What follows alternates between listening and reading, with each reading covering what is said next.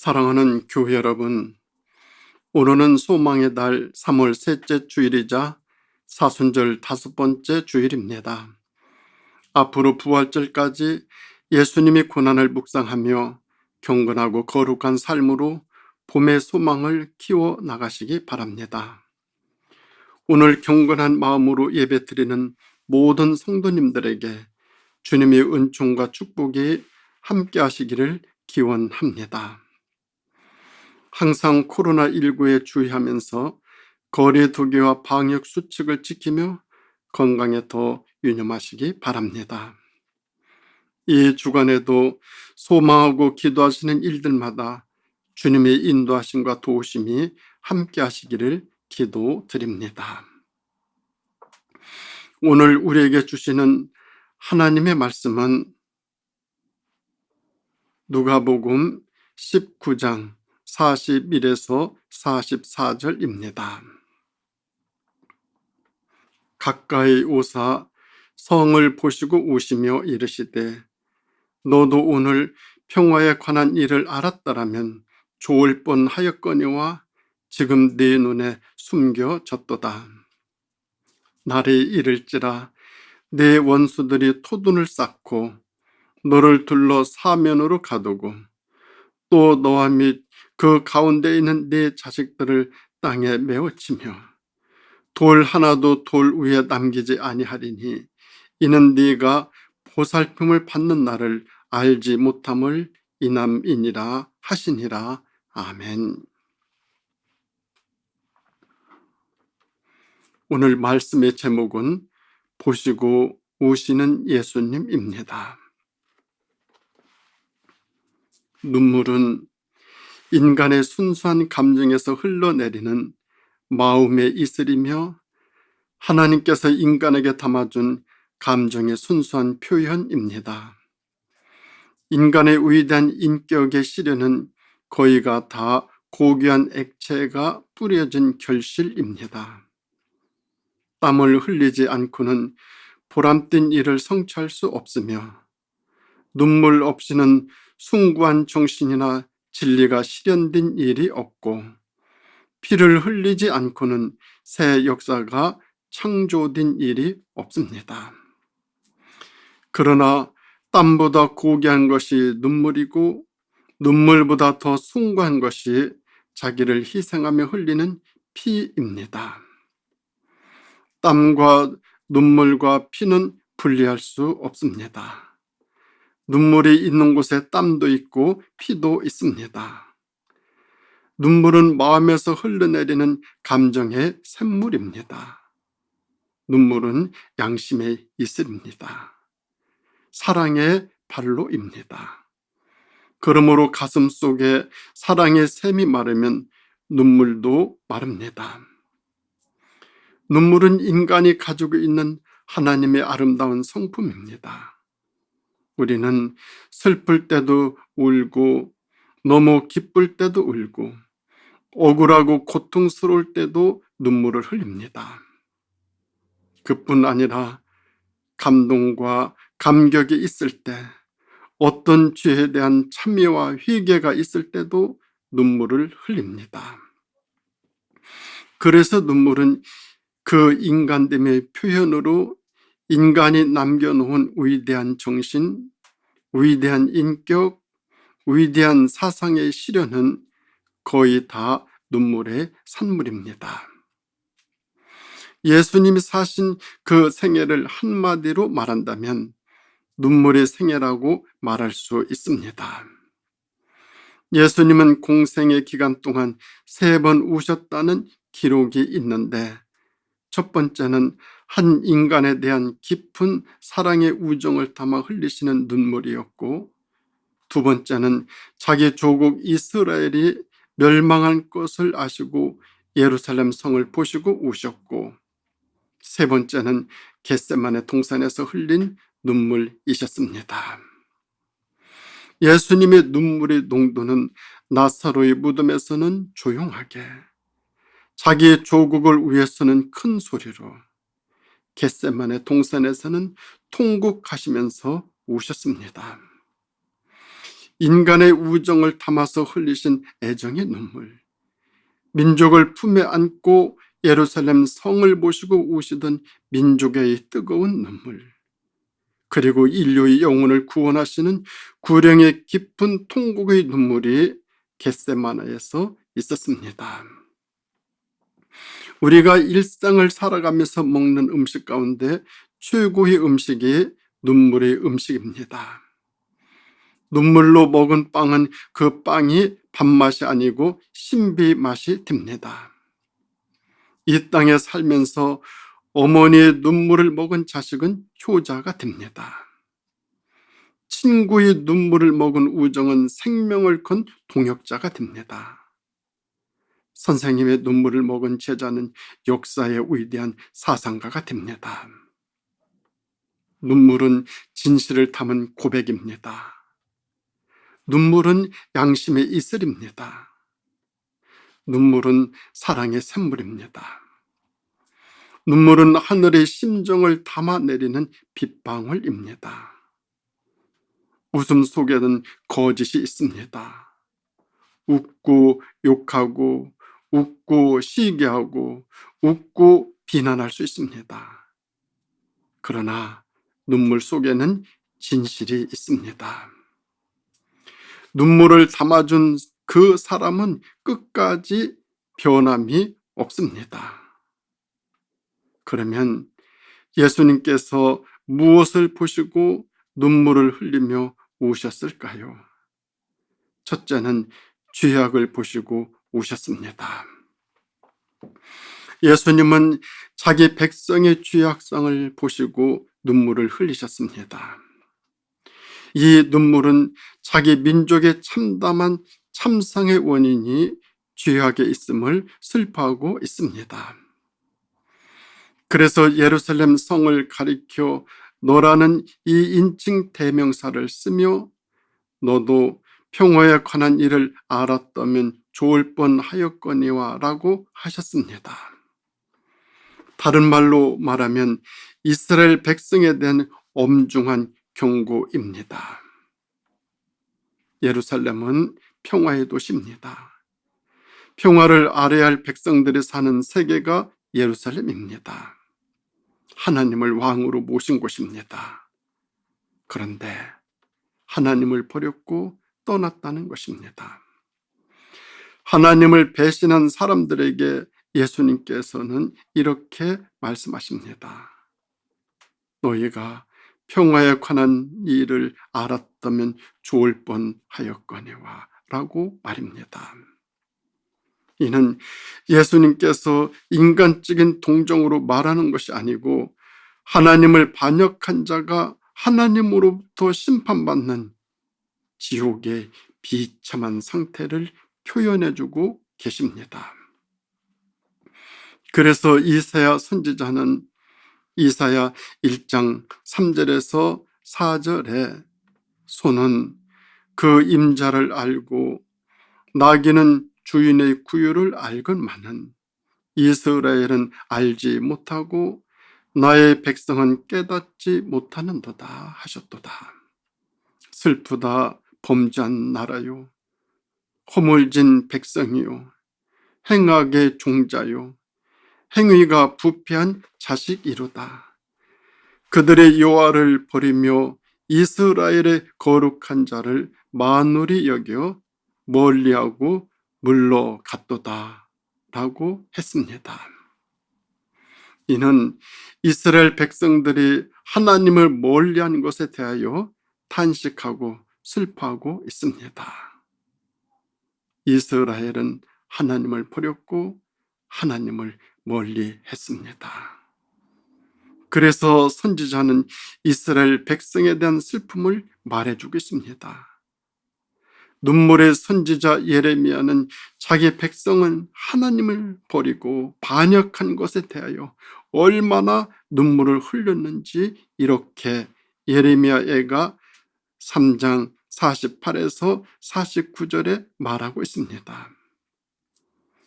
딸, 내 백성의 파멸로 말미암아 내 눈에는 눈물이 시내처럼 흐르도다. 내 눈에 흐르는 눈물이 그치지 아니하고 쉬지 아니함이요 라고 말입니다. 예수님이 오늘 본문에서 흘리시는 눈물은 하나님을 반역한 심판에 대해서 하나님의 심정으로 흘리시는 눈물이었습니다. 예수님은 자기를 위해서는 울지 않으셨습니다. 모든 눈물이 다 우리를 위해서 흘려주셨습니다. 오늘도 주님께서는 그 눈물을 우리에게 담아주십니다. 예루살렘의 파괴와 이스라엘 민족의 심판의 참성을 예수님은 눈으로 똑똑히 보시고 계십니다. 인간의 역사 가운데서 가장 비참한 전쟁의 참상이 주후 70년 예루살렘 파괴입니다. 그때 예루살렘 성 안에 100만 명이 죽었다고 합니다. 9만 7천 명이 로마로 포로로 끌려갑니다. 42만 명이 예루살렘 밖에서 전쟁으로 죽습니다. 이때 이 전쟁이 얼마나 잔혹했으면 이 전쟁을 총주휘한 티소트 장군이 전쟁이 끝난 후 예루살렘 성곽을 돌면서 자기 자신도 이렇게까지 비참할 줄은 몰라 이렇게 소리쳤다고 합니다. 오, 이 죄를 내게로 돌리지 마옵소서라고 말입니다. 요즘 나라와 민족의 죄악을 보고 어느 때보다도 눈물의 기도를 드리지 아니할 수 없습니다. 그런가 하면 두 번째로 예수님은 무엇을 보시고 오셨습니까? 교회를 보시고 오셨습니다. 예수님은 예루살렘의 멸망을 보시면서 울며 성전으로 가셨습니다. 성전으로 가셔서 장사하는 자들과 돈 바꾸는 자들을 밖으로 내어 쫓으면서 말씀하십니다. 내 집은 기도하는 집이 되리라 하였거늘 너희가 강도의 구례를 만들었도다 라고 말입니다. 예수님은 교회 신앙의 양심이 무너진 현실을 탄식하고 계십니다. 이 집은 눈물로 기도하는 집인데 어찌하여 눈물은 없고 강도의 소굴이 되었는고. 교회가 강도의 소굴이 되면 나라가 망합니다. 주인 아닌 것이 들어와서 주인 노릇하는 것이 강도입니다. 주님이 우리 마음의 주인이거늘 주님은 어디 가고 내가 주인이 되어 돈이 주인이 되어 뻔뻔함이 주인이 되어 욕심과 미움이 주인이 되면 그 마음에 강도가 들어온 것입니다. 역사의 모든 문제는 정치, 경제, 사회 문제가 아닙니다. 언제나 나라가 잘못되는 것은 죄 때문이고 양심 때문이고 진리와 정의 때문입니다. 그래서 교회가 신앙 양심을 지키는 것은 나라와 민족을 바로 세우는 것입니다. 강도의 심성을 가진 자들이 역사를 지배해도 우리는 하나님의 양심으로 올곧게 살아야 합니다. 그것이 나라와 민족을 살리는 힘입니다. 주님은 오늘도 주님의 눈물을 담아 울 수 있는 자, 주님의 눈물을 담아 역사 현실을 보고 우는 자를 찾고 계십니다. 예수님의 눈물은 평화의 일을 알지 못했던 자기 백성들과 죄악으로 평화를 잃은 인류를 위해 그리고 양심을 지키지 못하는 사람들을 위해 눈물을 흘리셨습니다. 주기철 목사님은 주님의 눈물을 담은 하나님의 위대한 종이셨습니다. 그의 순교 설교인 일사가고는 예수님의 눈물이 그 심장에서 흘러나오는 것을 볼 수 있습니다. 그리스도인이 되어 주님을 향한 일편단심은 변할 수 없습니다. 예수님의 이름이 땅에 떨어지는구나. 평양아 평양아 동방의 예루살렘아 영광이 내게서 떠났도다. 모란봉아 통곡하라. 대동강아 나와 함께 울자. 한국 교회가 강도의 소굴처럼 되어갈 때 주기철 목사님은 한국 교회와 민족을 위해 눈물을 흘리셨습니다.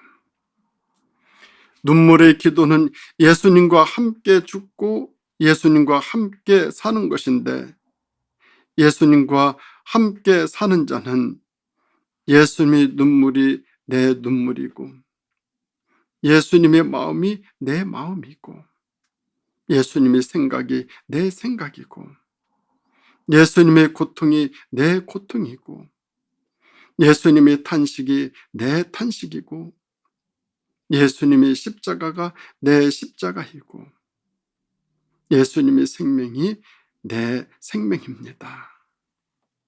이러한 눈물을 가진 자, 그같이 눈물을 흘릴 수 있는 자를 우리 주님은 찾고 계십니다. 그런가 하면 세 번째로, 우리 예수님께서 무엇을 보시고 우시는가 하면 백성을 보시고 우셨습니다. 사람은 눈물이 있어야 인간다운 진실이 있습니다. 눈물이 없는 사람은 감정이 죽은 사람입니다. 울 수 있는 감정을 가진 사람은 정서적으로 건강한 사람입니다. 그런데 자기 백성에게 그런 눈물이 없는 것을 보시고 너무 안타까워 하십니다. 예수님은 나사로가 죽었을 때 그 무덤을 보시고 민망히 여기시고 눈물을 흘리셨습니다. 예수님은 울 수 있는 순수한 감정을 가지신 분이십니다. 오늘 주님께서는 이러한 눈물을 가지시고 가까이 오셔서 우리와 함께 눈물 흘리기를 원하십니다. 슬플 때 우는 것은 주님을 닮는 것입니다. 그래서 나도 슬플 때 울어야 되지만 남의 슬픔도 함께 울어주어야 합니다. 눈물을 흘리는 것은 수치스러운 것이 아닙니다. 이것은 인간다운 것입니다. 눈물 흘리는 것은 건강한 것입니다. 이것은 참으로 순수한 것입니다. 그리고 진실한 것입니다. 한국 여성들이 다른 나라 여성보다 강인한 것은 눈물 때문이라고 말합니다. 어디에서나 펑펑 웁니다. 이런 습성이 한국 여성들을 강하게 만들었습니다. 눈물이 말랐다고 하는 것은 병들었다는 얘기입니다. 눈물을 참아서는 안 됩니다. 눈물이 나올 때는 아낌없이 울어야 합니다. 우는 것은 내 속에 응어리진 상처를 치유하는 하나님의 은혜입니다. 마음껏 울면 마음의 응어리를 풀기 때문에 병을 치료하고 건강하게 만듭니다. 오늘 이 지구상에 수많은 사람들이 울고 있습니다. 우리도 울어야 합니다. 마리아처럼 울고 예수님처럼 울고 병상에 수많은 사람들을 볼 때 나도 함께 울어야 합니다. 주님은 우는 자를 찾고 계십니다. 주님이 함께 울어주려고 찾고 계십니다. 또 역사에 주님의 마음을 담아 울어줄 자를 찾고 계십니다. 영원히 멸망할 그 심판을 보면서 우는 자, 양심을 지키기 위하여 하늘로부터 눈물을 흘리는 자, 그리고 남의 아픔을 가슴에 담아 우는 자를 찾고 계십니다. 사랑하는 성도 여러분, 사순절 마지막 주간입니다. 이 마지막 주간에 우리 주님이 나를 보시고 울고 계시지는 아니한지, 우리 주님이 우리 가정을 보시고 울고 계시지는 아니한지, 우리 주님이 우리나라를 보시고 울고 계시지는 아니한지, 우리 주님이 우리 교회를 보시고 울고 계시지는 아니한지, 그리고 나 자신은 지금 무엇 때문에 무슨 일로 울고 있는지 조용히 그리고 깊이 묵상하시기 바랍니다. 기도하시겠습니다. 사랑의 하나님 아버지, 저희들을 위해서 항상 울고 계시는 주님,